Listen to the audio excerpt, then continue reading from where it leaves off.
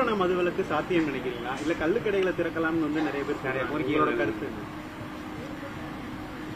பூரண மதுவிலக்கு கொண்டு வந்தால்தான் கள்ளச்சாராயத்தையும் விஷச்சாராயத்தையும் முழுமையாக ஒழிக்க முடியும் என்பதை என்னுடைய கருத்தாக ஏற்கனவே நான் பதிவு செய்திருக்கிறேன். அதை அரசு செய்ய வேண்டும். சசிகலா அவர்கள் தொண்டர்களை இப்ப சந்திக்க ஆரம்பிச்சிருக்காங்க. நீங்களும் அவங்களும் சேர்ந்து சந்திக்கிறதுக்கான வாய்ப்புகள் இருக்கு. ஏற்கனவே நான் தொண்டர்களையும் பொதுமக்களையும் சந்தித்துக் கொண்டுதான் இருக்கிறேன்.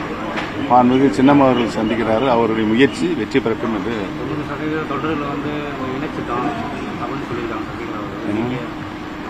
சசிகலா மேயர்களே சொல்லியிருக்காங்க. 90% இந்த தொண்டர்கள் எல்லாம் நான் இணைச்சிட்டோம் அப்படின்னு நான் வரவேற்கிறேன். சட்ட ஒழுங்கு சம்பந்தமா இப்ப முதல்வர் சட்ட ஒழுங்கு தமிழகத்தில் சீர்கெட்டு கிடக்கிறது.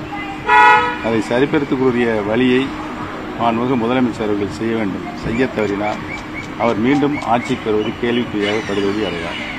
3 கிரிமினல் சட்டங்கள் கொண்டு வரப்பட்ட அது வேற்றுமொழியில இருக்கு. தமிழ் ஆங்கிலத்தில் இல்லைன்னு ஹிந்தி சமஸ்கிருதமும் கலந்துருக்கு அப்படின்னு அது ஆங்கிலத்தில் கொண்டு வருவதற்கான முயற்சி நடைபெற்றுக் கொண்டிருக்கிறது.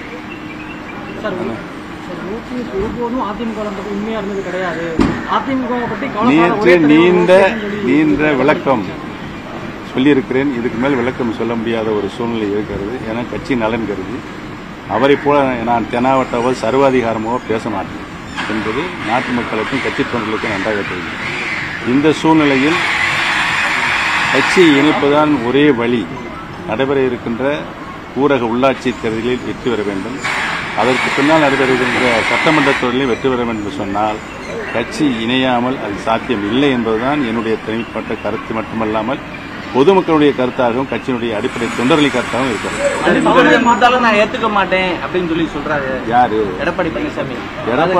எடப்பாடி பழனிசாமி என்னை மன்னிப்பு கடிதம் கொடுக்க சொல்லி அவர் யார்?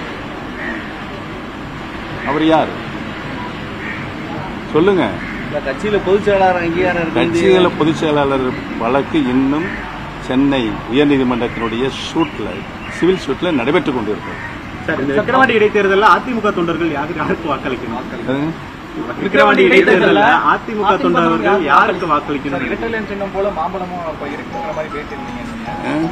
இரட்டைலன் சின்னம் போல இல்ல இரு இலை சின்னம் அங்க தேர்தலில் போட்டியிடல. அதனால் இரு இலை சின்னத்தோடு கூடிய மாங்கனி அங்கு போட்டியிடுகிறது என்பதை நான் அங்க சொல்லியிருக்கிறேன். அதுதான் நடக்க போகிறது. தலைமை மாற்றப்படணும் சொல்லி சொல்லியிருக்கீங்க. அது யார் தலைமை வைக்கணும்னு நினைக்கிறீங்க? அதிமுகவில் தலைமை சரியில்லை. இந்த இயக்கம் தொண்டர்களால் உருவாக்கப்பட்ட இயக்கம், தொண்டர்களுக்கான இயக்கமாக புரட்சித் தலைவர் இதை மாற்றினார். மாபெரும் இயக்கமாக மாற்றினார்கள். உறுதியாக ஒரு தொண்டர் அனைத்து இந்திய அன்னார முன்னேற்ற கழகத்துக்கு தலைமை ஏற்க வேண்டும் தான் என்னுடைய கருத்து.